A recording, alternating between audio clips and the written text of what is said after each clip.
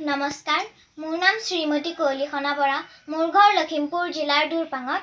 মই ষষ্ঠ শ্ৰেণীত পঢ়ো মই এটি কামৰূপী লোকগীত পৰিবেশন কৰিবলৈ আগবাঢ়িছো না বান্ধাই